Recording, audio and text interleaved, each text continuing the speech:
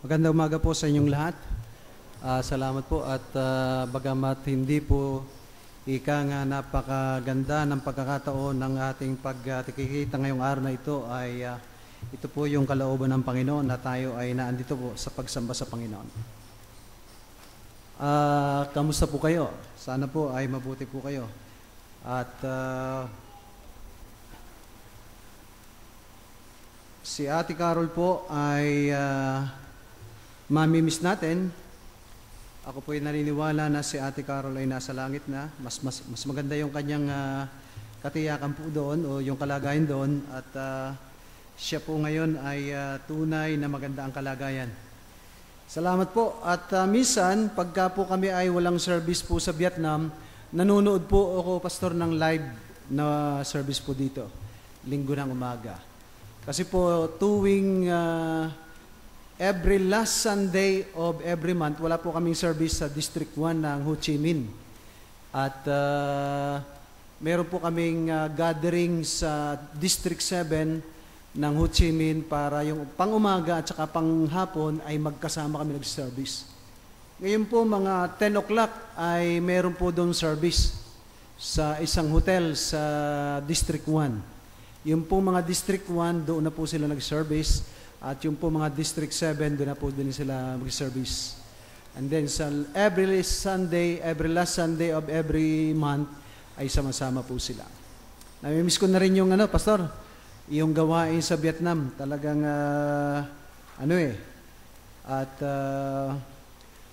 so, bago tayo magpaligoy-ligoy pa, tayo ay tumayo at basahin natin ang ating text sa John chapter 12. Wala po ako, pastor, makitang angkop na mensahe ngayong panahong ito, maliban dito sa mensaheng ito.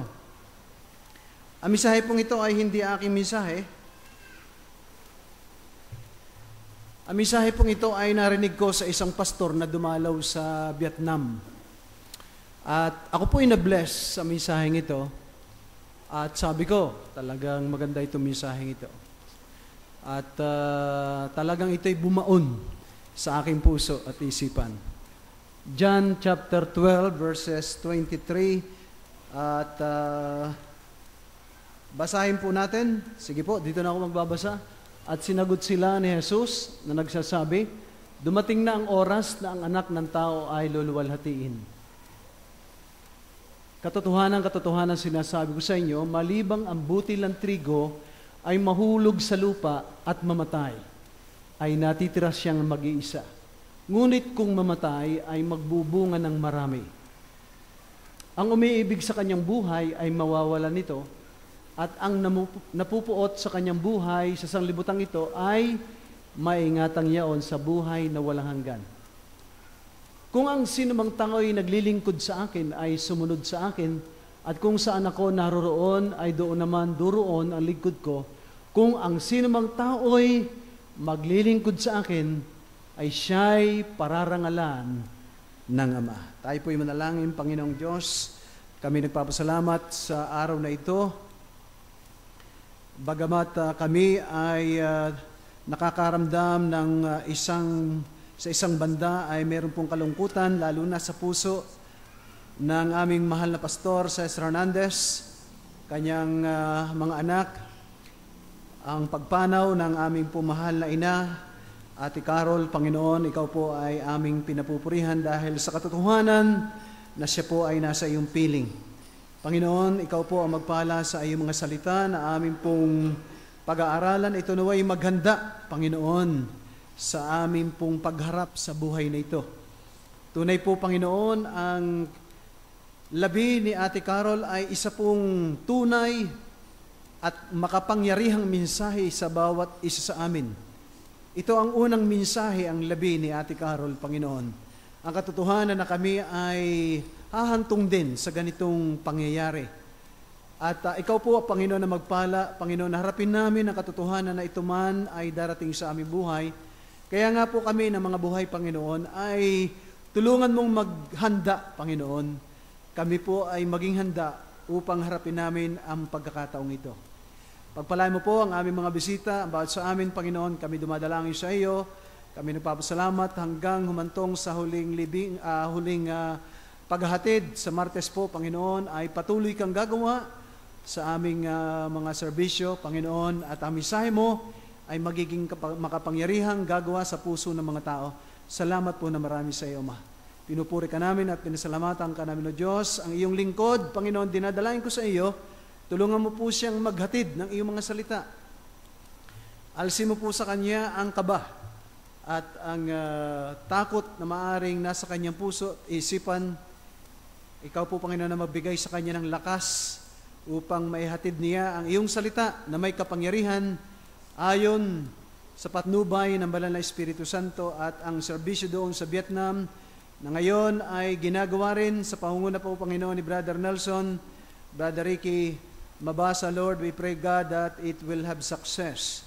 Katulad po ng aming pagsiservisyo ngayong araw na ito. Salamat po na marami, Panginoon. Pinupuri ka namin at pinasalamatan ka namin, O Diyos, sa mambanal sa pangalan ng tagapagligtas, ang Panginoon Kristo. Amen. Mapupo tayo. Ang ating pumisahe ay may tema.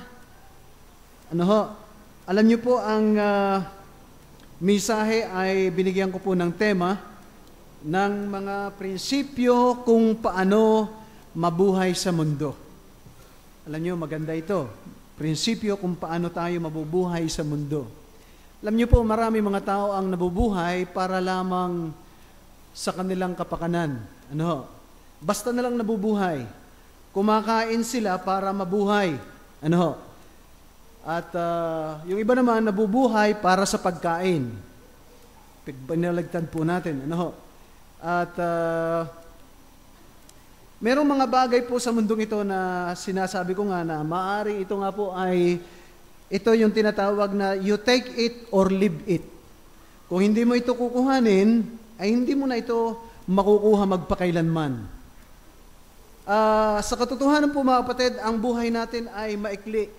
Sa James chapter 4 verse 14, whereas you know not what shall be on tomorrow, for what is your life? It is even a vapor that appeareth for a little time and then vanisheth away. Talagang ang ating pong buhay, mga kapatid, ay napakaikli.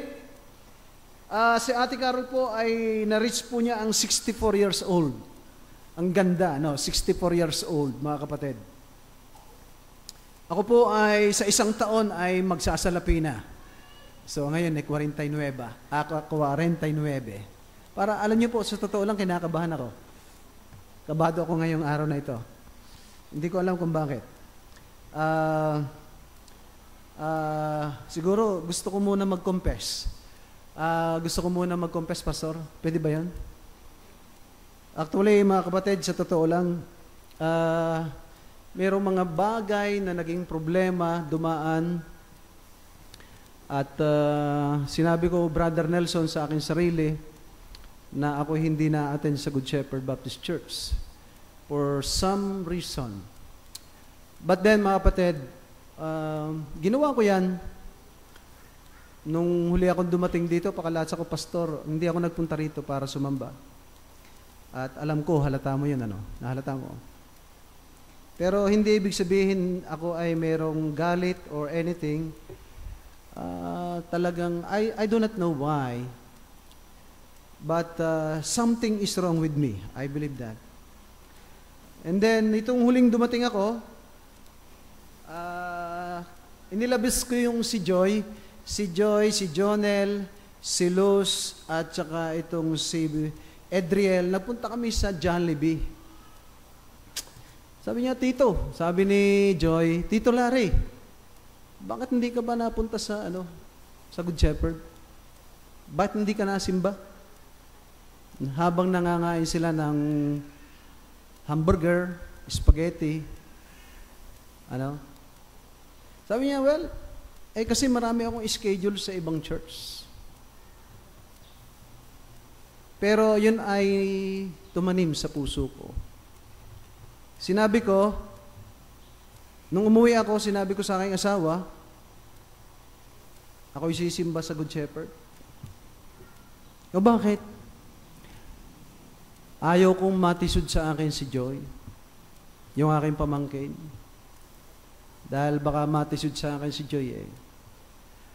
At that point, mga kapatid, ay si Ate Carol ay ganito na rin ang kalagayan. Nung Martes, napunta po kami sa bahay ni Pastor. Kami mag-asawa, nag-usap kami hanggang alas 10. At nung kinabukasan nung Miyerkules, ako ay nagpunta rito para mag-pray sa prayer meeting. At tuloy-tuloy po. At nagpunta na nga po ako dito. Pakalasa ko, ang una munang bagay na dapat mangyari ay ako ay inyong, kung meron mang akong pagkukulang sa Diyos, ay ako inyong patatawarin. Ano, Pastor? Siguro ay sa ilang mga bagay, pero ito ang naging prinsipyo ko, mga kapatid. Kahit anong mangyari, ang aking pastor ay aking pastor pa rin. Hindi ko kayang labanan ang aking pastor. Kahit anong mangyari, masaktan ako magpapatuloy dahil ang aking pastor ay aking pastor. Maunawaan ko siya dahil siya ang aking tatay sa pananampalataya. Kaya kahit anong mangyari, marahil kung ako man ay masaktan, siguro nasaktan ako, pero sa kabilang banda, na-realize ko na hindi ako dapat magpatuloy sa bagay na ito. Dahil ang aking pastor ay kailangan kong igalang at kahit ano mangyari, ang aking pastor ay ang aking pastor. Wala akong ibang pastor, iisa ang aking pastor. Amen? At iniisip ko nga po mga kapatid, pagka ako'y namatay, siguro dito rin ako ilibing, dito rin ako iburol. Ano? Alam niyo, ilang mga panahon na pag ako'y umuwi ng Vietnam, mga kapatid, ipinagpe-pray ko talaga na pag ako'y uuwi sa Pilipinas, sana dito na ako mamatay. Kasi ayaw ko mamatay sa Vietnam. Number one, Pastor, it will cost $12,000 to bring back my body from Vietnam. So, wala ang aking asawang 12,000. Kaya pag ako'y uuwi, ipinagpe-pray ko, Panginoon, kung oras ko na, huwag mong hayaan na ako'y mamatay sa Vietnam. Gusto kong mamatay sa Pilipinas. Ilang uwi ko na, hindi pa ako namamatay. Kaya siguro masama akong damo. Ayaw ko mamatay eh. Yun daw mabubuting damo, mabadaling umalis eh. But anyway, mga kapatid, salamat sa Diyos. Buhay tayo, naabutan ko. Sabi nga ni Pastor, very timely. Talagang pero alam po ba ninyo, alam ni Ate Carol na May 1 ang dating ko. Kasi po nag-chat po kami sa Facebook eh. Nag-chat po kami sa Facebook. Hindi ko lang nadala yung kanyang padala sa akin dahil wala akong makita. Yung Fenugreek. Fenugreek. Ang Fenugreek po isang klase ng seed na pag yan po inyong ininom, yan po ay inilaga at inyong ininom, bababa po ang inyong blood sugar. Fenugreek. Inyong ilista, baka gusto ninyong magpababa ng blood sugar. Pero mahirap po, yan, Indian, po yan eh, Indian seeds. Yan po ay inilalagay sa chicken curry. At pag po kayo kumain ng chicken curry, magiging maganda ang inyo pong amoy. Kayo po ay magiging amoy Indiano. Anyway, kumain ka ng kumain, I believe, kumain ka man ng sitsaron, ng taba, ng baboy, ng baka, ng mga pinagbabawal, ng mga instant, ng mga tinatawag, ikaw ay mamamatay pa rin. Kumain ka ng malunggay, amen, na kinakain ko kanina umaga, huwag kang kumain ng baboy, huwag kang kumain buji ng kape, o ano ng kape, but patay ka rin. Kasi ang kamatayan ay itinakda ng Panginoon. Pero mas mabuti na ikaw ay nabubuhay sa mundong ito na hindi ka nagsasuffer sa mga high blood, sa mga cholesterol attack, mas maganda yon. Kaya marahil baka napapasan ninyo na medyo mapayat ako, pero mga kapatid, ako po ay hindi pa nilalagnat for almost 4 years. Dahil ako po ay nagmamalunggay araw-araw.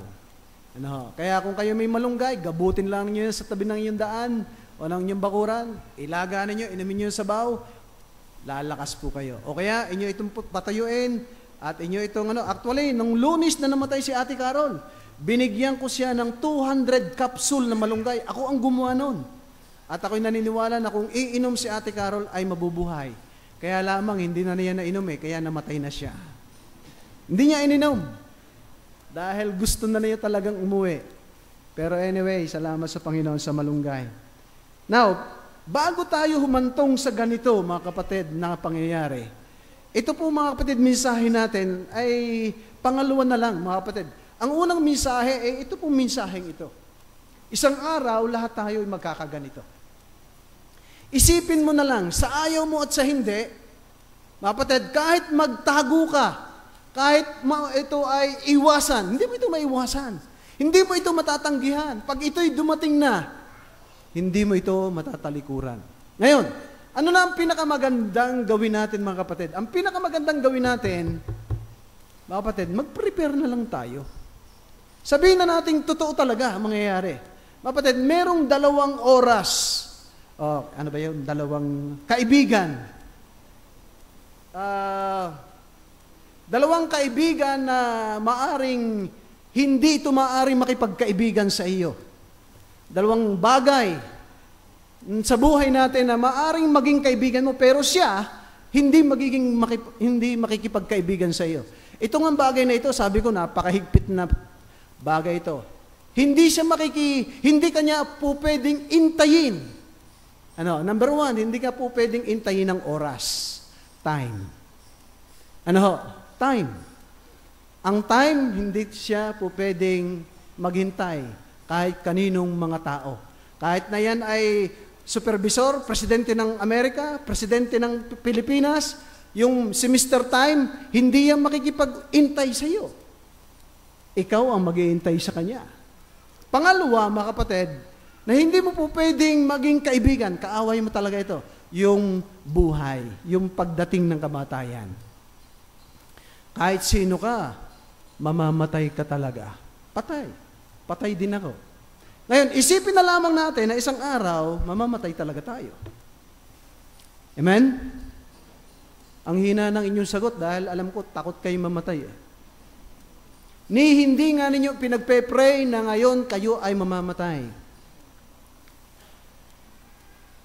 Kakaunti ang mga taong nagpe-pray na sana'y ako'y mamatay na pagdating ko ng Pilipinas. Pinagpe-pray ko talaga yan dahil ayaw ko mamatay ng Vietnam Dahil kung ako ay mamamatay sa Vietnam, mahirap, malaking problema yan. Kaya pag ako'y napunta ng Pilipinas, pinagpe-pray ko talaga kung Panginoon, kung ngayon ang oras ko ay dito na ako sa Pilipinas mamatay. Pero hindi pa siguro oras. One time, nagpunta ako sa PGH dahil ako'y may gallbladder, mga kapatid. Sabi ng doktor, sige, operahan ka. Amen.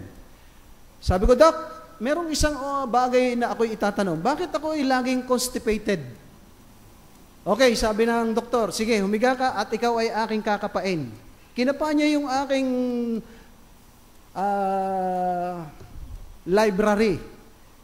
Di ba ang tawag yan, libro? Libro. Sabi nung doktor, may malaking bukol na natibok. Buhay. Ang ginawa ng doktor, tinawag yung supervisor sa PGH.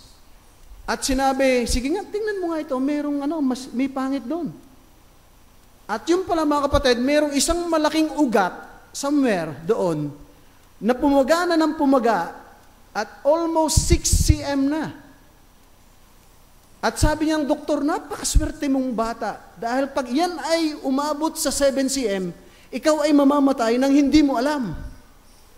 Kasi sasabog yun Pag ako'y namatay at sumabog yun, pastor, mamamatay ako ng bigla na hindi alam ng mga tao, ni doktor, na interhemorrhoids ang ikinamatay ko. Kakalat yung dugo. Pero salamat sa Panginoon, dahil hindi naman yun ang aking pinapagamot, ina-reveal. At ako, sabi ng doktor, kalimutan mo muna yung iyong dito, gallbladder. Ang atin munang uuperahin, yung baka sumabog na yan bukas. Alam niyo po, ako'y nagmumotor. Lagi kayong nakaupo sa motor, mahirap magmotor. Ang sasakyan ko po sa Vietnam ay motor. Pero hindi sumabog yun. Kaya sabi ko, ang galing talaga ng Panginoon. Na hindi ko alam, mamamatay pala ako. Pero nakahiga ako sa operating room, mga kapatid, nung ako ay talagang Alam nyo, ang ginawa po sa akin ay laparoscopic. Anong tawag doon? Embolization. Binutas yung akin dalawang tagiliran, may pinasok diyan, pinagapang yung parang awad, pumunta doon sa pagana yun na uga, at ginamot ng doktor, at ako'y magaling na.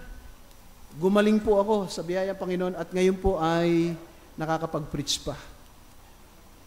Pero I believe isang araw, ako ay mamamatay din. Alam ko yan. Alam po ba nyo na kayo'y mamamatay din pag isang araw?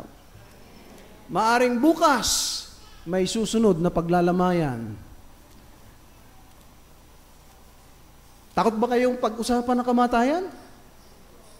Bakit kayo ay takot mamatay? Kung kayo ay palangit na. Alam nyo, sa isang katulad ko na nag-iisip at laging nananaginip ng langit, pambihira, gusto ko nang puntahan yan. Gusto ko nang marating ang langit na bayan.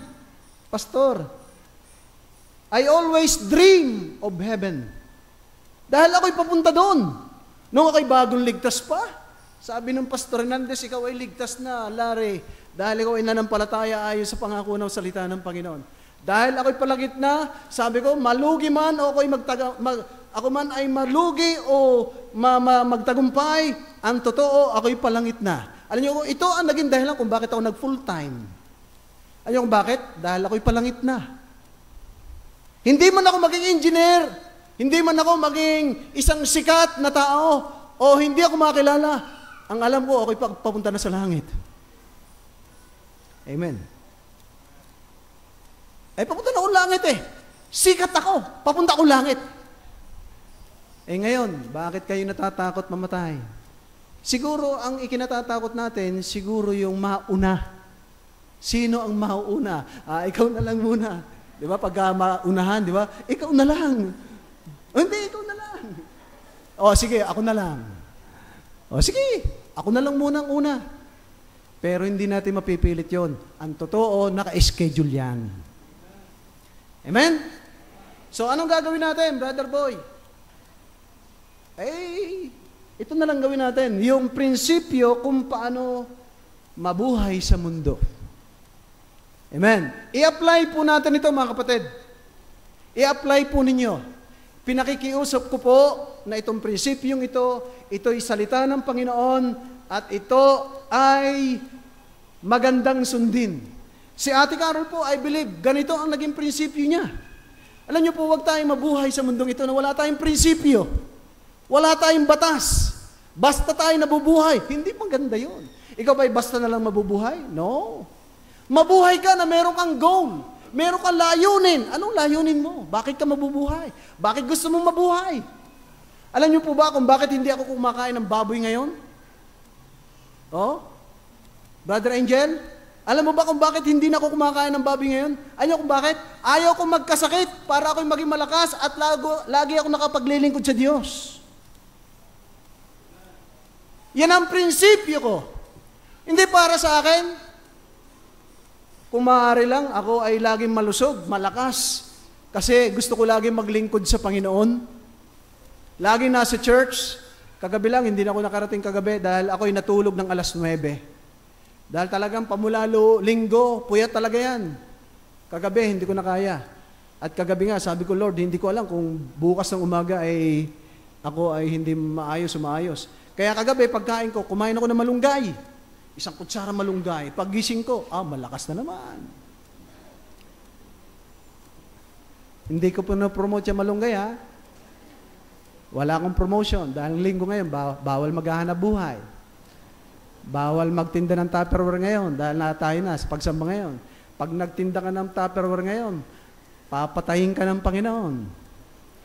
Pero sinasabi ko lang, hindi para i-promote. Ngayon, maikli ang ating buhay. Maikli din ang preaching ko ngayon. Kaya, magpunta na tayo. A life that is spent for others is a life well spent. Ipakita mo nga yun, mga kapatid, kung naandun yun. A life that is spent for others is a well spent life. Yun. Ito ay sinabi sa akin ng isang pastor. Ang buhay na ginugol sa ibang tao ay ang buhay na maayos ang pagkagugol. Now, ang buhay ay binigyan ng gabay ng Diyos upang gugulin ito ng ayos. Ang buhay ay binigyan ng gabay ng Diyos upang gugulin ito ng ayos. Pero nasa sayo ang pagpili. You take it or leave it. Now, punta na tayo sa unang puntos. Ang sabi po sa verse 23, kasi po dito po ay English. Babasahin ko po sa inyo sa Tagalog. Sinagot sila ni Jesus sa nagsasabi, dumating na ang oras na ang anak ng tao ay luluwalhatiin. Sa chapter 12 po mga kapatid, ay ang verse 1, makikita po natin dito, nagkaroon ng celebration dahil si Lazaro ay nabuhay na magmuli.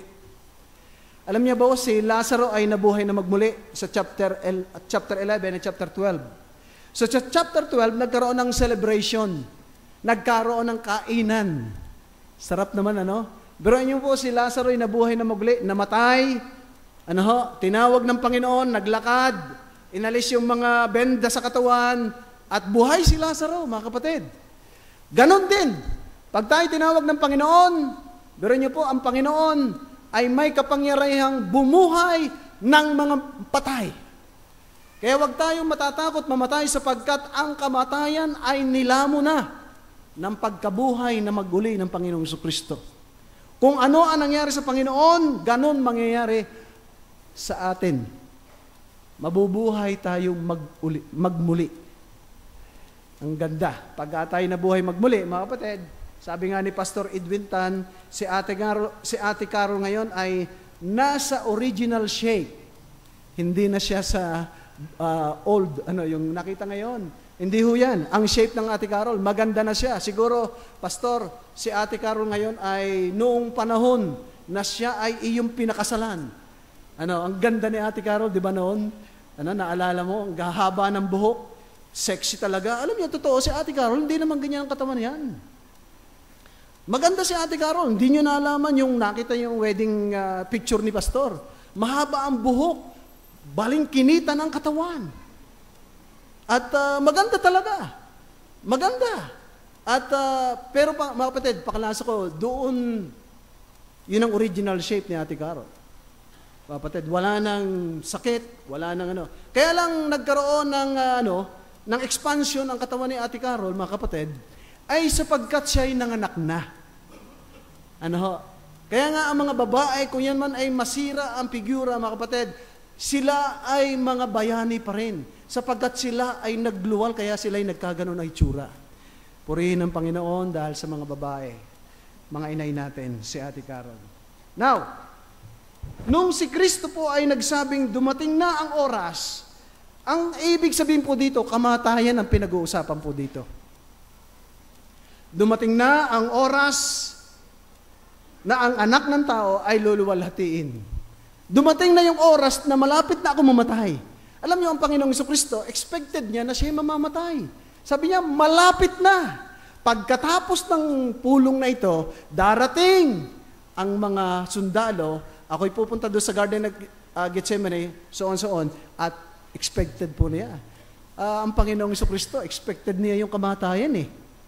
Kayo po ba ini-expect ninyo yung kamatayan? Ako pag ako'y natutulog, ang sabi ko, ako ay parang namamatay. Pag ako'y tulog, patay ako. Bakit? Ang sarap ng tulog ko eh. Magigising na lang ako sa umaga. Hindi ko alam kung anong nangyari, kung may magnanakaw, kung may kumaluskus dyan, wala akong panakot, wala akong takot dyan sa mga multo na yan. Mga kapatid, ako'y mapayapa, parang nga ako namatay. At ako'y mabubuhay na lamang muli sa umaga. Ang ganda, Expected po ba ninyo na mamamatay kayo? Ako, expected ko rin yan. Now, itong una nating puntos. Katotohanan sinasabi ko sa inyo, malibang ang butil ng trigo ay mahulog sa lupa at mamatay, ay natitira siyang mag-isa, ngunit kung mamatay ay magbubunga ng marami. Okay. Para po tayo mabuhay sa mundong ito ng maganda at fruitful. Maganda, yung hindi ka magsisisi. Yung ikaw ba ay tinatawag na fulfilled Ako, kahit ako'y mamatay, nagamit na naman ako ng Panginoon. Ako po'y naging mananampalataya noong 1980. So ngayon, ako ay 32 years ng Kristiyano. Ang ganda, ano? Yung ikaw ay matanda na, meron ka ng edad, at yung feeling mo, fulfilled ka na. Meron kang bahay na maliit, meron kang asawa, meron kang anak, meron kang apo, at meron kang pagulpul na sasakyan. Ano? And then, nakapaglingkod ka sa Panginoon, at ikaw ay ginamit ng Diyos, pwede na ako mamatay. Pero marami mga tao ang ayaw mamatay dahil hindi pa sila nakakapaglingkod sa Panginoon. Kaya nga, ngayon na, ang panahon para mag-isip ka na ano ba ang gagawin mo? Nabuhay ka lang ba para sa iyong sarili? O meron kang ibang layunin higit sa iyong sarili? Ano? Nais ko pong pansinin niyo yung salitang maliban. Sa English po yan ay except. There are only two sides of choices in this life. Pag sinabi po ng Biblia na maliban, tingnan po ninyo ang sabi ng Panginoon doon sa John chapter 3, except a man be born again.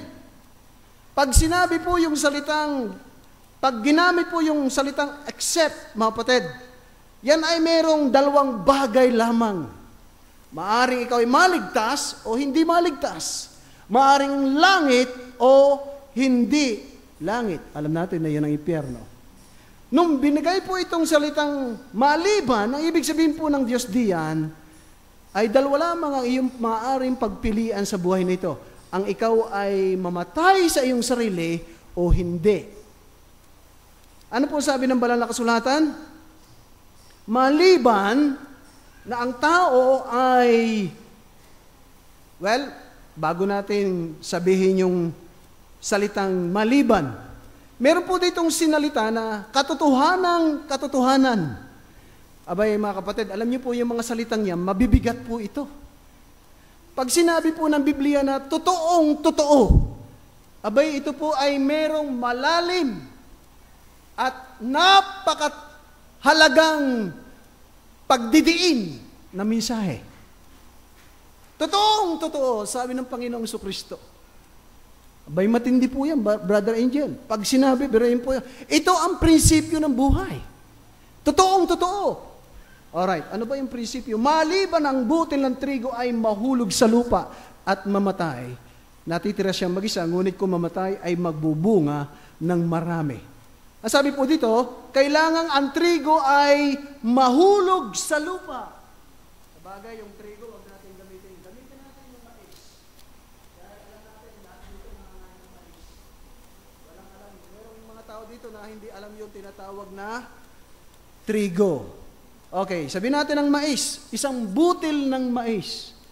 Pambihira nung isang araw, nagpunta ko sa palengke, isang plastic na mais, siguro mga 5 yon, 50 pesos para maggulay kami ng mais. Hindi namin binili dahil parang ang mahal. So, hindi kami nakapaggulay ng mais dahil hindi na binili dahil ang mahal. Pero isang butil ng mais, mga kapatid, ang kailangan po dito ay mahulog sa lupa at mamatay. Alright. Antindi, ano? Ito ang prinsipyo.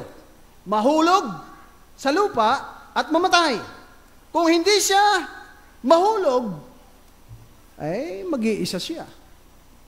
Alam niyo po ba kung saan mapapapunta ang mais?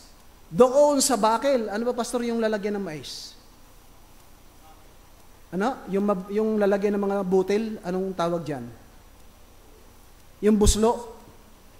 Pag hindi ka nahulog sa lupa, mananatili ka sa buslo. Nakatago ka doon. Nag-iisa ka doon. Pero pag ito ay nahulog sa lupa, pambihira, pag ito'y namatay, ito'y magbubunga ng marami. Principle number 1, Brad. Ano po ang principle number 1? Ano ho? Principle number 1. Okay, hindi pa mailagay. Tingnan natin. Ano ba ang principle number 1? Ano ho? Live for yourself, it's nothing. Dying to yourself, it's everything. Totoo yan, mga kapatid. Pag hindi ka namatay sa iyong sarili, you're nothing. You're but a non or useless person who live in this world. Ang ibig sabihin niya, mga kapatid, pag ikaw ay hindi namatay sa iyong sarili, ikaw ay katulad ng isang tao na walang silbi. Walang kabuluhan ka. Useless. Hindi kasi ikaw namatay. Hindi ka nahulog sa lupa. At maraming mga tao ang nabubuhay na hindi ginagamit ng Panginoon. Dying is everything. Ano? Live for yourself, it's nothing. And dying for yourself, it's everything. Mabuhay ka sa iyong sariling mundo. Mayroong mga tao nga na ayaw pumansin sa ibang mga tao, walang pakisama, walang kaibigan. Nabubuhay lamang sila doon sa kanilang buhay, sa kanilang bahay, trabaho, walang kaibigan. Bakit? Ito yung pong mga klase na pang sarili lang ang iniisip. Saan ka nakakita ng isang tao na walang kaibigan? Walang best friend? Ba hindi maganda yun? Ha? Ano? Ibig sabihin, nabubuhay ka sa iyong sarili lang gusto at prinsipyo.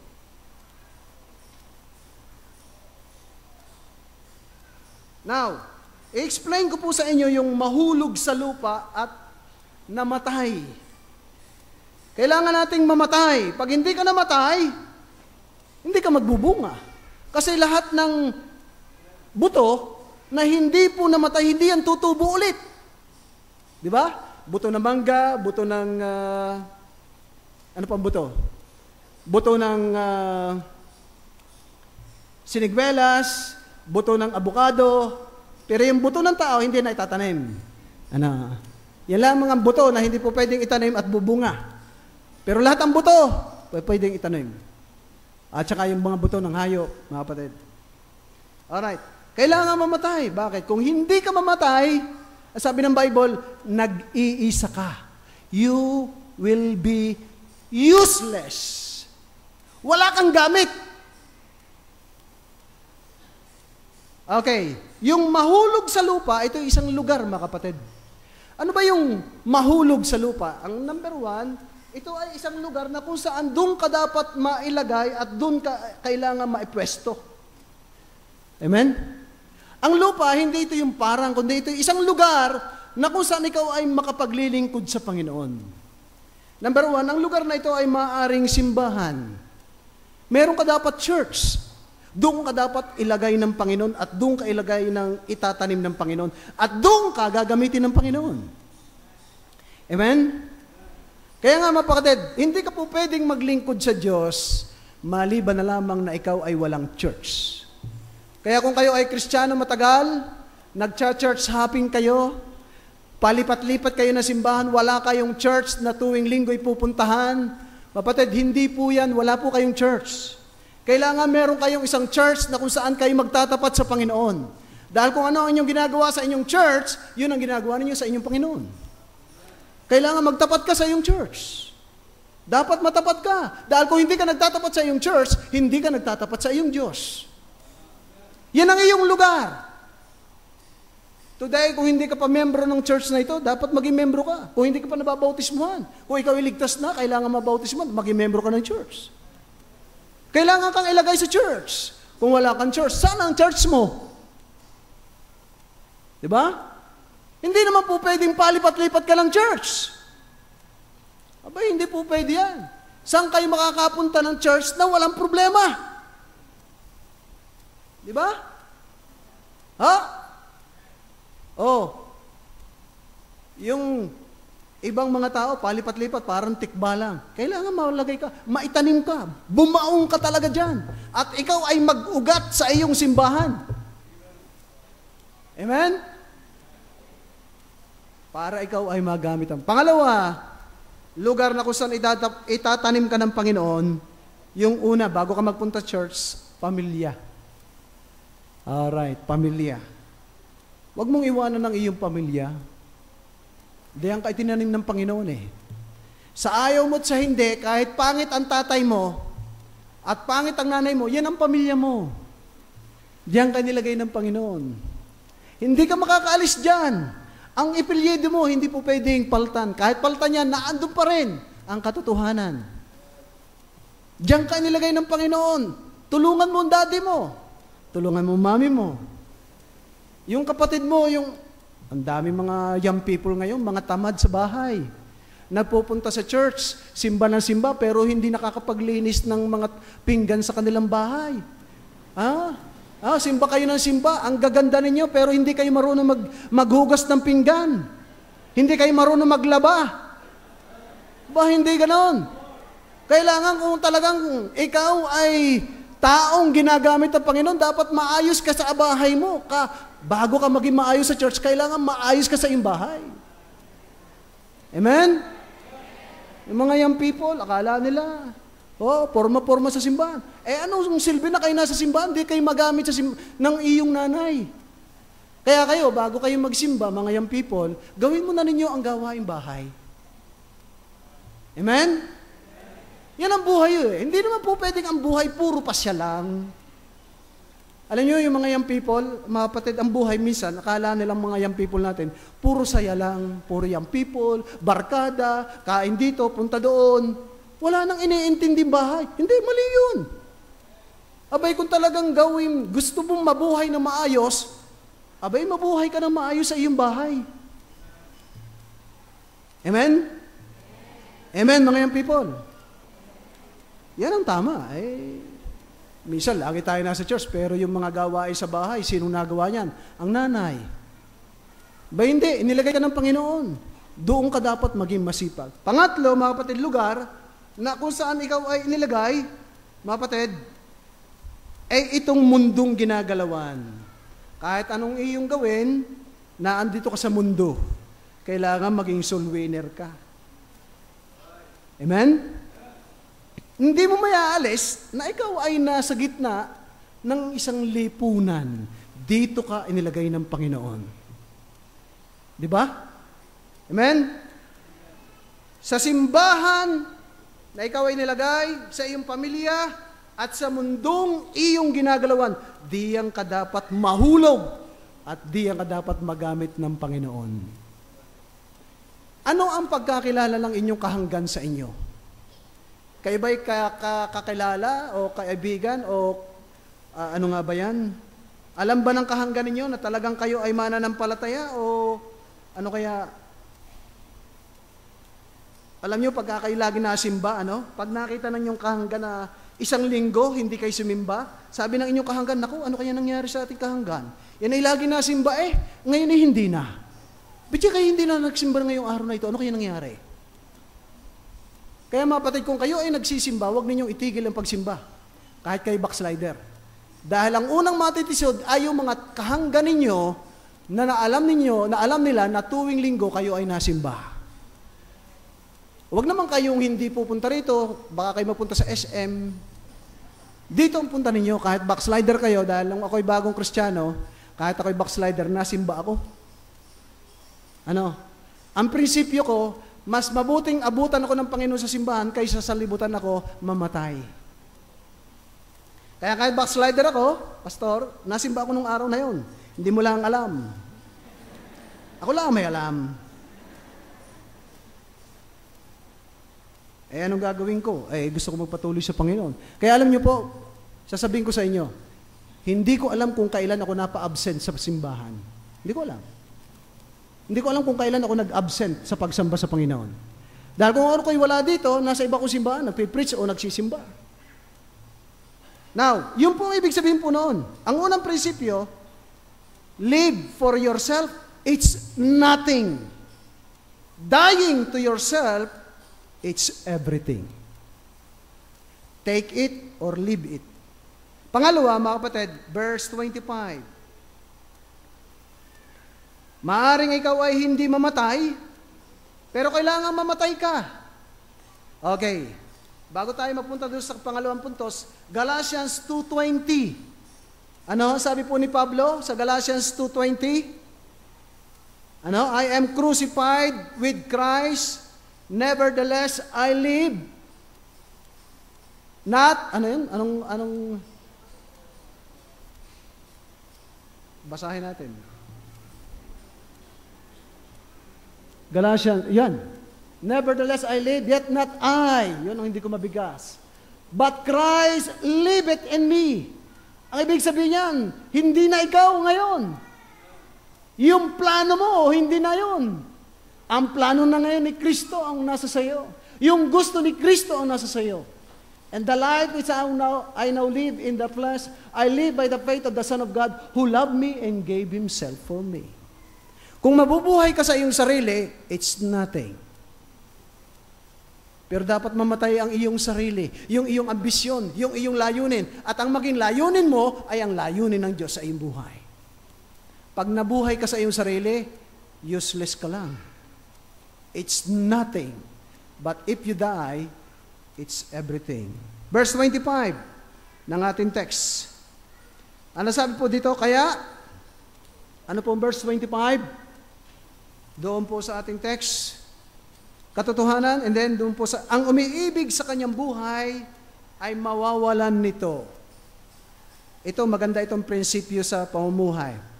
Either na ikaw ay ibigin mo ang iyong buhay at mabuhay ka sa mundong ito. It's okay. Bahala ka. Yan ang pangalawang prinsipyo, ano? Kung ang sino man tayo, ano sabi po, ang umiibig sa kanyang buhay ay mawawalan nito, at ang napupuot sa kanyang buhay sa sanlibutan ito ay maingatan yon sa buhay na walang hanggan. Ang ganda po ng prinsipyo, ano? If you lose your life for Christ, sabi ng Bible, pagdating sa kabilang buhan, you have saved your life. Pag ang iyong buhay ay nagamit mo kay Kristo, ay naitago mo ang iyong buhay. Ay ibig sabihin, ay pagdating sa mundong ito, naging useful ang iyong buhay. Ang pag inibig mo lang ang iyong sarili, you lose the value of living in this world. Merong mga tao na hindi pa rin hanggang ngayon, hindi pa rin alam, pastor, kung ano ang pagkakaiba ng importante at ng mahalaga. O kaya ng mahalaga at ang importante. Ano? Merong mga taong sabi nila, pareho yan, pastor. Hindi pareho yan. Ang importante na tayo may bahay, importante na tayo may pera, pero mahalaga na tayo ay malapit sa Panginoon. Kasi marami may pera, may mabahay, may kotse, pero malayo sa Panginoon. Pero nyo, marami mga taong nag-a-abroad. Ano yun, mga nag-a-abroad. Ay nagbabackslide naman sila. Nasisira ang pamilya. Lahat ng kanilang pinagbibigyan ng tuon, ng pansin, ay ang mga bagay na importante. Pero hindi nila napapahalagahan ang mga bagay na talagang tunay na mahalaga. Kapatid, ano po ba talaga ang mahalaga at importante? Alam na po ba niyo kung anong ibig sabihin ng mahalaga at importante? Akala natin pare-pareho yan. Hindi. Iba ang value niyan. Iba ang halaga niyan. Kapatid, maganda na tayo may bahay, pero hindi naman ko ibibigay ang lahat ng pera ko sa bahay na yan. Dapat alam ko kung saan ako mag-i-invest ng pera ko. Ako ay papunta sa langit. Di ba? Uubusin mo ba ang lahat ng pera sa bahay mo? Aba, hindi po pwede. Ibig sabihin yan, hindi mo alam ang tinatawag na patutunguhan ng iyong buhay. Kasi ang isip mo lang ay andito sa mundong ito. Pag ang iyong isip ay nalulukuban lamang ng mundong ito, hindi ka aalis sa mundong ito, ang mga plano mo at ang mga prinsipyo mo, ang iyong perspective ay pang mundo lang. Kailangan merong tayong prinsipyo na isang araw, aalis talaga ako eh. Mamamatay talaga ako. Anong gagawin ko? Mamahalin ko ba itong sariling ito? Pag minahal mo yung sarili mong yan, mga kapatid, hindi ka na makakapaglingkod sa Panginoon. Marami mga tao ngayon, Kristiyano, pero hindi naglilingkod sa Diyos. Diba? Anong tawag sa kanila? Sunday goers. Nagsisimba tuwing linggo, pero walang ginagawa sa Panginoon. Totoo po yan, dapat tayong magsamba, pero anong ginagawa mo talaga? Meron ka bang ginagawa? Kung talagang ikaw ay mayroong paglilingkod, meron ka dapat na tinatawag na ministry. Ha? Ganito ha? Kung ikaw ay naglilingkod, dapat meron kang tinatawag na ministry. Kung wala kang ministry, wala kang paglilingkod. Tandaan ninyo ito ha? Kung wala kang ministry, wala kang paglilingkod. Dahil ang paglilingkod ay nasa ilalim ng ministry. At ang ministry ay nasa ilalim ng simbahan. Amen? Oh, ikaw ba'y naglilingkod sa Panginoon? Opo. Anong ministry mo? Ano yung ministry? Ay hindi, wala kang paglilingkod. Hindi ka naglilingkod, wala kang ministry. Oh, ako po pastor ay naglilingkod. Anong ministry mo? Ako po'y kasali sa choir. Kasi po may boses ako. Kasi pag ikaw ay may ministry, doon mo gagamitin ang iyong talento. Kung marunong kang umawit, sasali ka sa choir. Diba? Kung magaling kang magpaliwanag, kailangan mong ikaw ay marunong mag-Bible study. Yan ang ministry mo. Ang galing-galing, isang araw ay merong nagpakilala sa akin ng isang produkto. Sabi niya, Pastor, ganito yung produkto na yan. Pinaliwanag niya at talagang halos ako'y bumili na. Pero sabi ko, alam mo kapatid, ganyan-ganyan lamang kadali kung paano mag-Bible study at mag-witness. Yang galing mong magpakilala ng mga tinatawag na produkto na yan, kayang-kaya mo mag-witness. Kaya-kaya mo mag-Bible study. Dahil kung ikaw ay magaling magpaliwanag, kailangan magaling ka rin mag-Bible study. Pero marami sa ating mga kalalakihan, walang Bible study. Wala kayong Bible study, di ba? Wala kayong visitation. Wala kayong mga kaibigang iniimbitahan sa Panginoon. Wala tayong ministry. Hindi ka naglilingkod sa Panginoon. Pag wala ka ministry, wala ka paglilingkod. Huwag mong sabihin na naglilingkod ka sa Panginoon, wala ka ng ministry. Saan ka kabilang? Kaya nga marami tayong ministry sa church. Visitation, Bible study. Kasali ka ba dyan? Hindi ka kasali. Saan ka kasali? Sa mga chismosa at saka chismoso na simbahan. Ay, iba yung ministry na yan. Yan ang ministry na wawasak na simbahan. Huwag ka diyan sa ministry na yan. Huwag ka dyan. Yung ministry na maganda, pumili ka. Ano ba ang talento mo? Yung buhay mo, gusto mong, ang ibig sabihin ng ibigin mo ang iyong sarili, wala kang schedule sa Diyos, wala kang time, wala kang extra time, wala kang giving, wala kang sacrifices, wala kang anything for the Lord. Basta Linggo, Miyerkules, sisimba ka, maraming pahinga, I don't care kung ano nangyayari sa simbahan. Ganun po yun. And then nasabi ng pastor, may visitation po tayo sa Tingga, may visitation po tayo sa Lipa, wala ka, hindi ka kasama. Ay, ano ministry mo? Wala. So, ibig sabihin, wala kang paglilingkod. That's the Bible principle. Kung talagang ikaw ay naglilingkod, meron ka dapat ministry. Anong ministry ko? Ay di mangaral, magmura. Yan ang ministry ko. Amen? Ako, nagba-Bible study. Nagpunta ko sa Vietnam. Ang ministry ko, maglingkod sa Panginoon, mangaral doon. Yan ang ministry ko. Ano ang ministry mo? Lahat tayo binigyan ng isang talento ng Panginoon. Kaya kung wala kayong ministry, wala kayong paglilingkod sa Panginoon. Wala kang ginagawa. Paniwala ka, Brother Nelson? Maniwala ka sa akin. Mamamatay na tayo ay wala pa tayong ministry. Kaya bago tayo mamatay, magkaroon tayo ng ministry. Amen? Bago ka mamatay, magkaroon ka ng ministry. Anong principle number 2? Loving yourself, it's nothing. Denying self, it's everything. Ang ganda po ng prinsipyo, no? Kasi hindi ka naman makakapaglingkod sa Panginoon eh. Mabubuhay ka lamang ng para lang sa iyong sarili. Dalawang bagay, mga kapatid. Mabuhay ka sa iyong sarili o mabuhay ka sa Panginoon. Si Ate Carol, nabuhay yan sa Panginoon. Naging asawa ng isang pastor. Nais ko lang sabihin sa inyo, ako ay isa sa mga taong merong mataas na paggalang kay pastor. Sa mga pastor, kahit sinong pastor yan, igagaling ko yan. Ayun bakit? Sila ay tinawag ng Panginoon. Oo, nagkakamali ang pastor. Walang perfect na pastor. Pero kailanman ang pastor, hindi ko po pwedeng labanan. Bakit? Yan ay pinahira ng langis ng Panginoon. Kababasa ko lang doon sa propeta, pastor, na sinabihan ng mga bata na kalbo.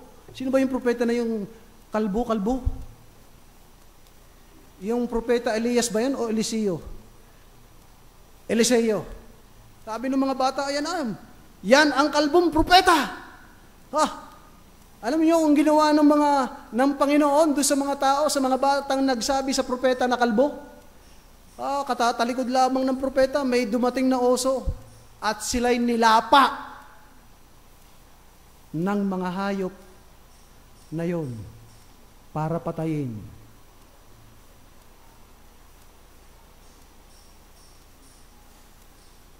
Paglilingkod sa Panginoon.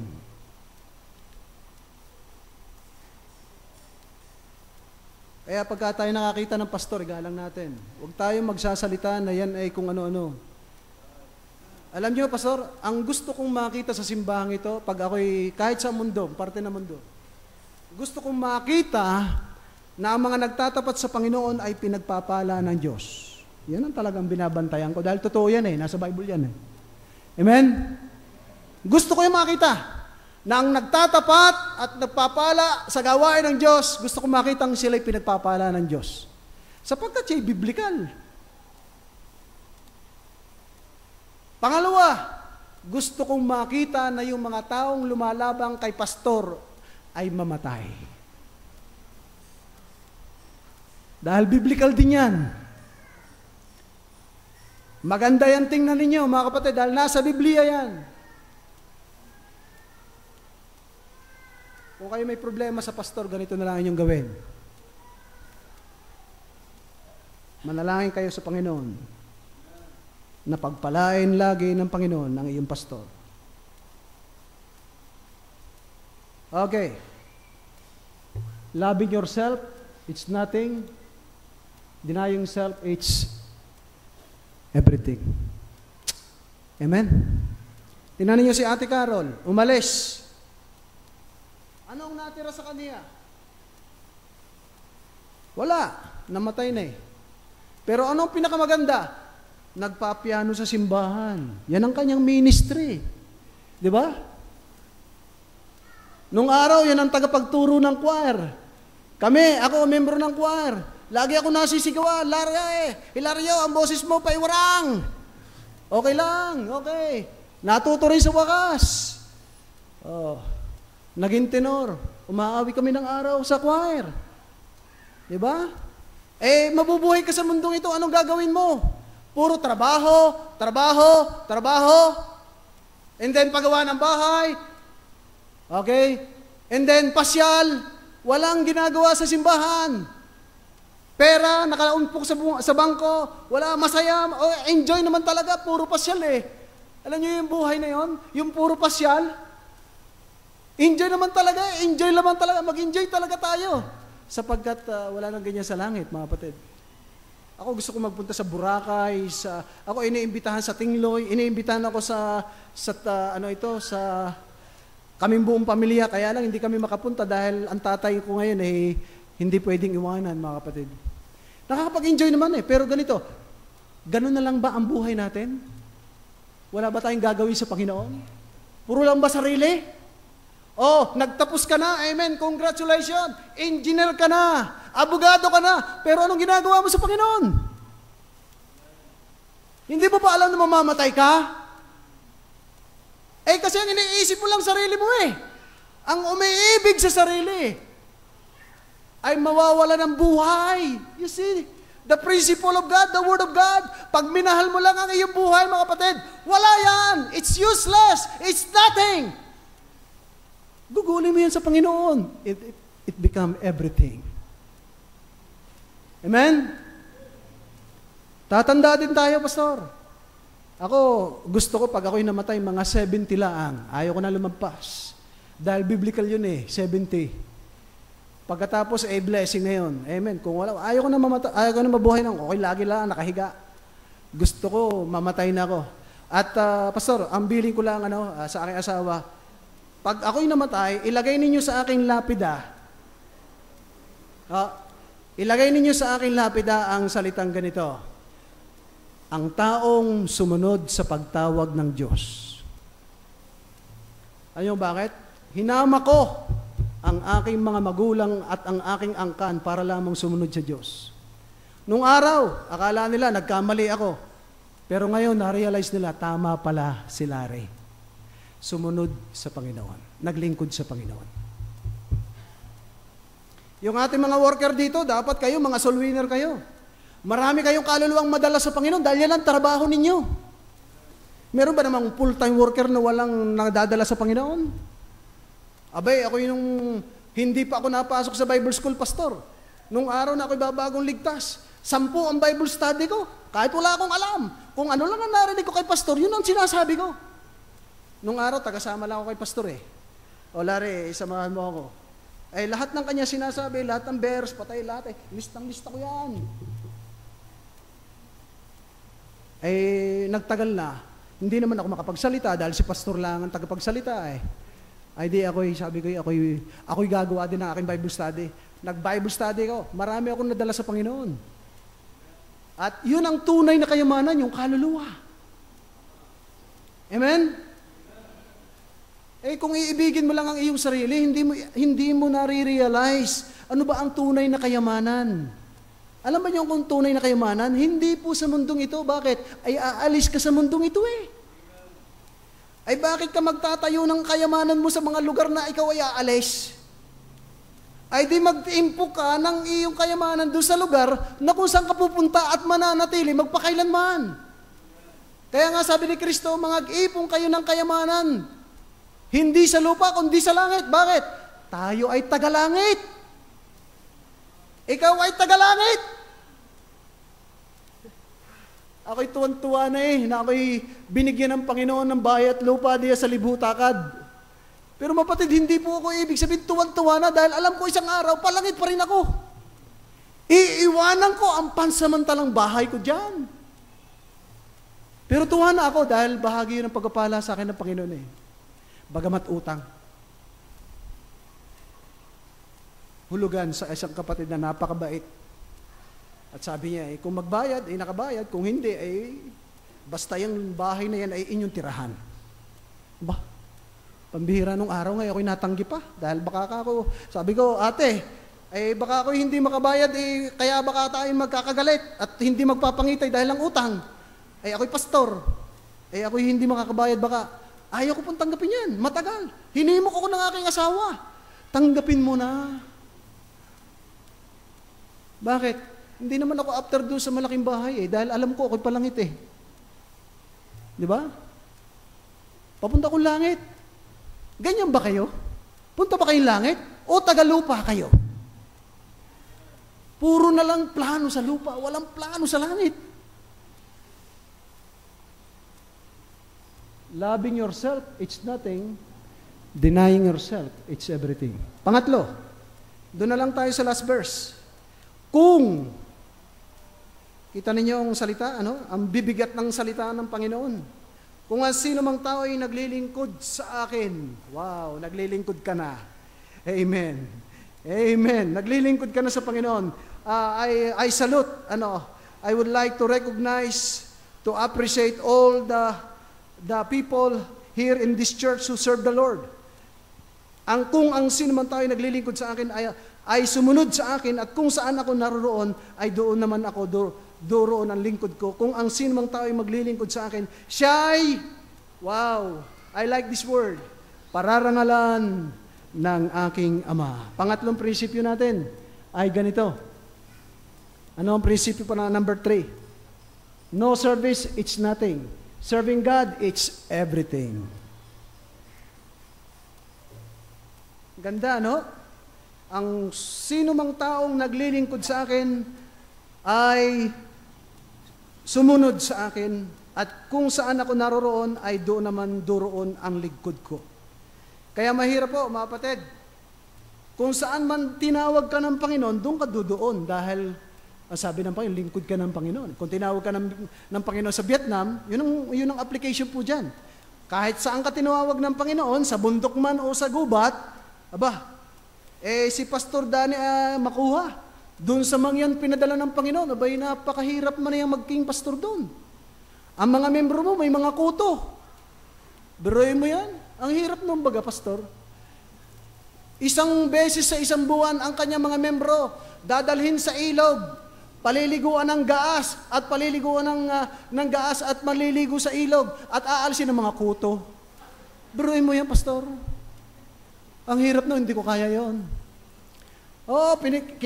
Nakita ko sa Facebook yung mga picture ni na Pastor Dane. Yung mga, dinala nga sa ilog yung mga, may mga kuto ng mga membro. Nilagyan ng gas. And then, sinabon ng super well. Mahirap talaga maging lingkod ng Diyos. Pag tinawag ka sa bundok, susunod ka. Amen? Kaya ako'y tinatanong ng mga tao, bakit ka umalis sa Pinyel? Ako'y tinawag ng Panginoon eh. Ano magagawa ko? Meron 2 matanda sa simbahan doon na secretly kinapulong ako, wag kang umalis sa simbahan ito. Sabi ko, hindi po pwede. Dahil ako'y tinawag ng Panginoon sa Vietnam, alam ko yan. Hindi ho dahil sa ayaw ko na sa Pinyel, kundi dahil sa pagtawag ng Panginoon. Amen? Kaya nagpunta ko sa Vietnam. Walang pera, walang pamasahe, pero nag-provide ang Panginoon. Dahil ang Diyos, pag ikaw ay sumunod, God will provide. Ano nga, Sister Heidi? Pag ikaw ay sumunod sa Panginoon, huwag mong isipin ng pamasahe. Huwag mong iisipin ng mga pagkain mo. Ang Diyos ang magpo-provide niya. Kaya nga, mga kapatid, huwag na kayong matakot maglingkod, mag-full time sa Panginoon. Oo. Ngayon pa naman, pastor, na may nagbigay na lang lupa para tirahan ng worker. Masarap na mag-full time. Pero huwag kayong mag-full time kung hindi kayo tinawag ng Panginoon. Baka kayo mukhang pera lang kayo. Sabi nga ministry. Hindi ministry, kundi ministry. Nung araw, kami sama-sama, 18 ata kami worker noon. Ang pangulam ay isang sardinas. Lulutuin sa isang kawali. Na pag ikaw isumandok ay dahan-dahan dahil hindi ka makakakuha ng laman. Pag binilisan mo. Pagka kami may birthday, yung kanin ay lulutuin. At medyo matagal ang luto, medyo tutong. At pagka sa hapon na, yan ay itataob. Aalisin ng kaldero, lalagyan ng kandila. Sisindihan yan. At tatawagin yung may birthday at aawit kami, happy birthday to you. Happy birthday. Brad, hipan mo ng kandila. Ginagawa namin yan ng araw. Pero yung mga worker ngayon, mga pastor, daig namin kayo. Alam bakit? Dahil sa training. Mas mabigat ang training namin kaysa inyo. Kaya yung mga pastor, yung mga full-time noon, mas malaki ang nagagawa. Mas marami ang narating. Mas marami Bakit ang training? Matindi ang training noon. Ngayon, libre na. Pagdating, may motor ka agad. Noong kami, lakad ka muna. Noong araw, pinagagalitan pa nga ako ni pastor pag ginagamit ko ang bisikleta niya. Biruin mo yan? Pag naglingkod ka sa Panginoon, masarap. Si Ate Carol, naging maligaya sa paglilingkod. Ayun kung bakit maligaya ang mga naglilingkod. Number 1, dahil ng bunga sa paglilingkod. Pastor, di ba masaya kayo? Ikaw ay pinarangalan ng Diyos. Itinaas ka sa lahat ng maraming mga pastor. Bakit? Napakaraming bunga na nagmula sa iyong pagsunod sa Diyos. Totoo ang sabi ng Bible, pag ikaw ay naglingkod sa Panginoon, nagmahal sa Diyos, at ikaw ay naglingkod ng todo-todo, yung bang hindi mo iniisip yung sarili mo. Pastor, alam ko, hindi ka naman naglingkod para makabili ka ng lupa Di ba? Hindi ka naman naglingkod para ikay magkaroon ng magandang bahay. Hindi. Naglingkod ka lamang dahil sa pagtawag ng Panginoon. Pero pinarangalan ka ng Panginoon. May bahay ka na, may lupa ka na, may kotse ka pa. Kaya lang, wala ka ng asawa ngayon.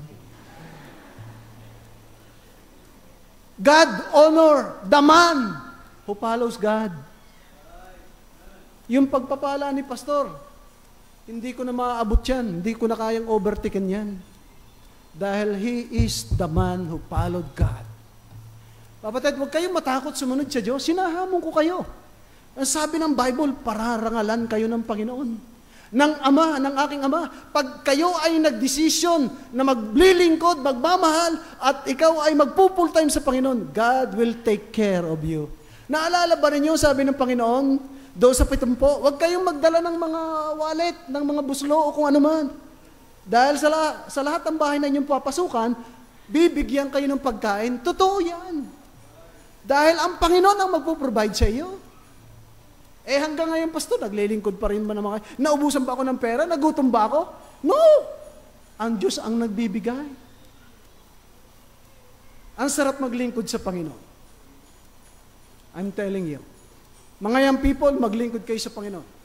Yung mga natitira nating buhay, gayanin natin sa Ate Carol. Naglingkod yan sa Panginoon. Sumama sa isang pastor na nag-full time sa paglilingkod sa Panginoon. Ako'y hanga gaya mga babae. Parang ang aking asawa, si LB, mga kapatid, tumayo ka nga, Sister LB, para makita ka nila. Sa ganda ng aking asawa. Ayan. Yan ho. Ay, nung araw, iniisip-isip ko, pakalasa ko itong babaeng ito na aking naging asawa, hindi nag-isip, basta na lang sumagot ng oo. Ay, pastor, itong kanyang kasama eh. Ay, sabi ko, bakit kayo sumama sa akin? Abay, sabi niya, bay, alam ko ito ang kalooban ng Diyos eh. Ano? Nung araw, pag ako'y iibig, nanliligaw ako sa babae, meron akong testing na tanong. Pag yan ay tinanong ko, alam ko na kung yan ay kalooban ng Panginoon o hindi. Kaya ganito. Ito ha, testing ito ha. Pero ano, nahayag na eh. Dapat ito, sikreto ang turo nito eh, sa mga lalaki lang. Pero nung araw ganito, pag tinanong ko yung babae, ikaw ba'y anong ambisyon mo sa buhay? Marami akong tinanong na ganyang tao, na babae. Alam niyo ang sagot, ganito. Ako'y mag-a-abroad, ako'y magtatrabaho, ang daming mga plano. Mapatid, ito lang babaeng ito na akin na pangasawa, ang tinanong ko, ano bang plano mo sa iyong buhay? Sabi niya, wala akong plano sa Panginoon, kundi ang Panginoon. Alam niyo kung sino kasama ko? Si Roel Hernandez. Sinama ko si Roel Hernandez, sabi ko, pare, samahan mo ako. O bakit? May titingnan na tayong babae diya sa Libho, tagariyan yan eh. Tagarang ka. Ay, puntahan natin at ating kakaliskisan. Ay, di punta kami. Alam mo yun si Brother Roel Hernandez? Tao po, punta kami sa bahay. Ayos. Maya-maya, tinanong ko na si LB, ikaw ba'y anong plano sa buhay? Sabi niya, wala. Ang plano ko lamang ay ako'y maglingkod sa Panginoon. Wala akong ibang plano kasi siya ay mayroon ng papeles makapunta sa Vienna. Ang kanyang kapatid, 25 years na naandun. Siya ay susunod doon. Sabi niya, wala akong plano, kundi ako'y maglingkod sa Panginoon. Umuwi kami dalawa ni paring Roel, ni Brother Roel Hernandez. Sabi ko, pare, ito na ang babaeng pakakasalan ko. At ako'y hindi nagkamali dahil sa kanyang sagot. Maglingkod tayo sa Panginoon. Ang sarap. Kung ako'y mamamatay, pastor, at sasabihin ng Panginoon, anong gusto mong gawin? Sasabihin ko sa Panginoon, gusto ko pa maglingkod sa Panginoon. Gusto ko pa maglingkod sa Panginoon. Ulit! Kahit hindi sa Vietnam, basta ako'y maglilingkod sa Panginoon. Sapagkat napakasarap ang maglingkod sa Panginoon. Masaya po. Sasabihin ko sa inyo, masaya. Masaya. Kami po sa Vietnam ay naglilingkod. Ang aking asawa ay katuwang ko doon. Mayroong mga naligtas, nabautismuhan, may bunga na, na-organize na po ang church 2009. Mapatid, ang pangalan po ng church doon ay Saigon Lighthouse Baptist Church. Ganda, no? Wala ako ngayon doon.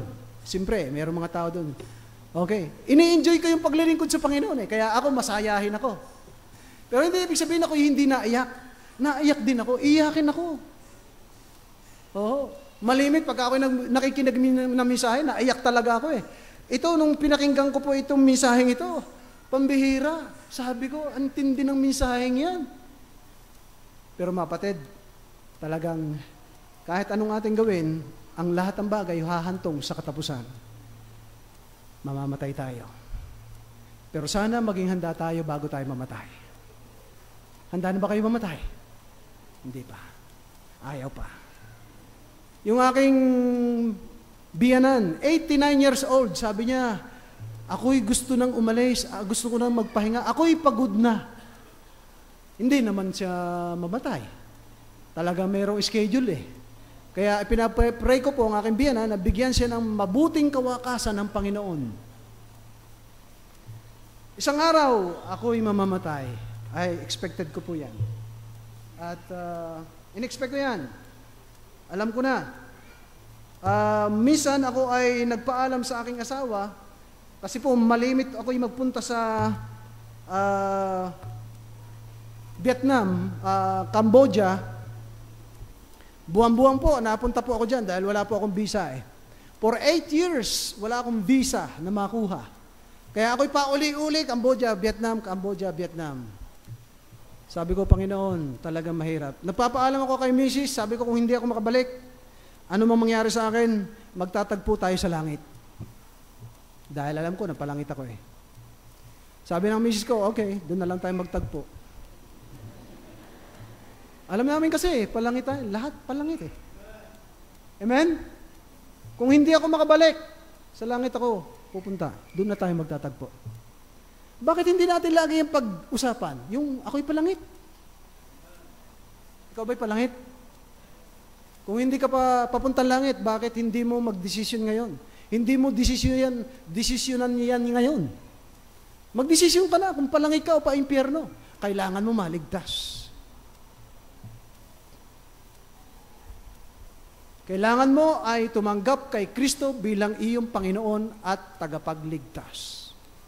Hindi po relihiyon, hindi po baptis, kundi ang pagsisisi at pananampalataya kay Kristo bilang Panginoon at tagapagligtas. Tayo pong lahat ay tumayo at tayo po'y manalangin.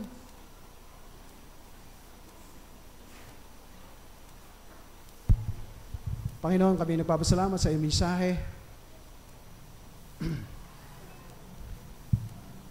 Ang kamatayan po ng aming Ate Carol ay isang malinaw at matinding mensahe para sa amin na kami man ay hahantong sa kamatayan.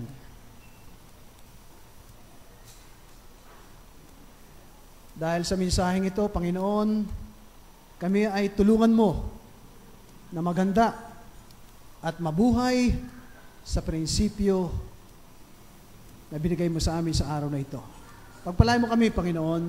Kung meron pang hindi ligtas, O God, I pray, maligtas po siya. At ikaw po magpala sa amin habang tumutunog o may umaawit. Mga kapatid, habang tayo nakatungo at nakapikit, pagkakataon na natin para pagbulay-bulayan ang ating buhay. Hindi natin po pwedeng talikuran ang katotohanan na meron tayong haharaping kamatayan. Pero ikaw ba ay haharap sa kamatayan ng walang kabuluhan? O dahil sa mensaheng ito, ay sasabihin mong, Panginoon, gusto kong mabuhay ng may pakinabang. Ako'y mahuhulog sa lupa at mamamatay sa aking sarili at ako'y magiging mabunga. Meron bang ganyan na panalangin? Come on, dito na po tayo. Hindi po tayo magpapahaba-haba ng imbitasyon. Wala po tayong oras habang ang mga kapatiran natin ay awit. Meron bang panalangin kang ganyan, Panginoon? Dahil sa kamatayan ni Ate Carol, I realize ang katotohanan na ako'y haharap din sa ganitong pangyayari. Pero bago ako humantong sa ganitong pangyayari, gugugulin ko ang natitirang buhay ko para sa iyo. Hindi ko sasayangin ang aking buhay. Come on, sige po. Young people, tatay, nanay,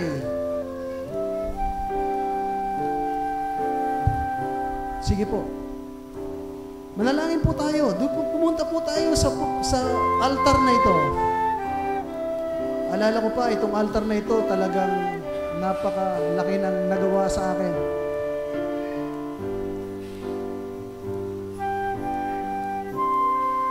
Sige po. Ano po inyong gagawin sa inyong buhay? Sasayangin mo ba ang buhay mo?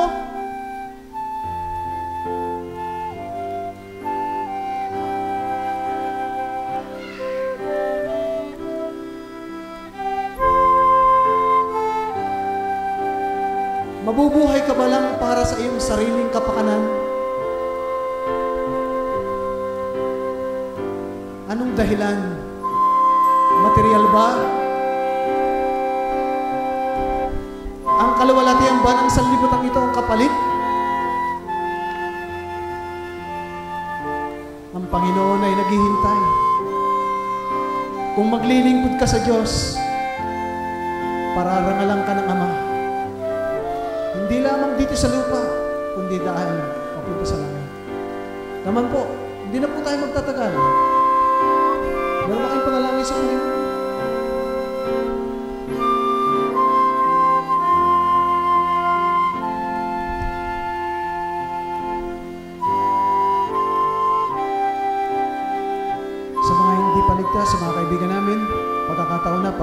magdesisyon tayo ngayong araw na ito.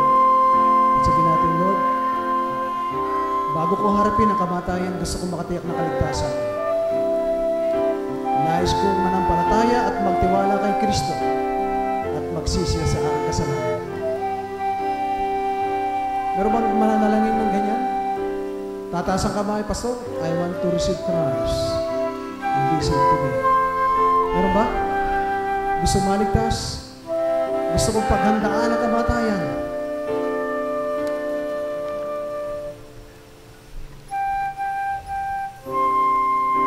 Pastor Nagos?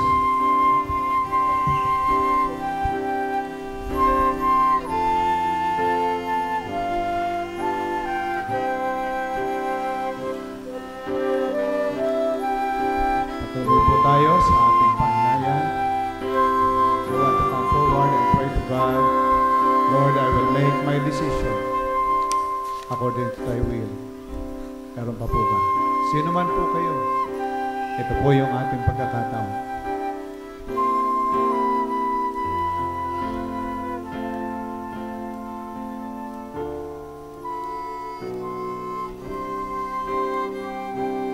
Tayo po'y manalangin. Dakila po namin, Diyos, aming Ama. Salamat po sa inyo ngayong oras na ito na kami po ay inyong pinalalahanan. Salamat po, Panginoon. Tunay nga po, may mga alituntunin, prinsipyo ang inyo pong banal na salita. Lord, tulungan mo po kami. Kami po ay mga taong may mga limitasyon. Kami po ay mga taong laman. Lord, sana nga po ay amin pong mapagpasyahan na sa buhay po namin, kayo po, O Diyos, ang aming masundan, mapaglingkuran. Dinadalangin ko po, Panginoon, ang inyong mga anak na naririto po, nasa unahan na nanalangin. Ayon sa inyong kalooban, O Diyos, inyo pong tugunin ang kanilang mga kahilingan. Akin din pong idinadalangin, Panginoon, ang iglesyang ito ng Good Shepherd. Patuloy mo nga po kaming gagamitin sa paglilingkod sa inyo. Tulungan mo po, Ama, kami at hayaan po ninyo kami na kayo nga po ang tunay po namin may taas sa aming buhay. Ito po yung aming dalangin, Ama, na may pagpupuri, pagpapasalamat. Hinihingi po ang lahat sa inyo sa dakilang pangalan ng inyong anak, ang Panginoong Jesus. Amen at amen. Salamat po at purihin po ang Panginoon.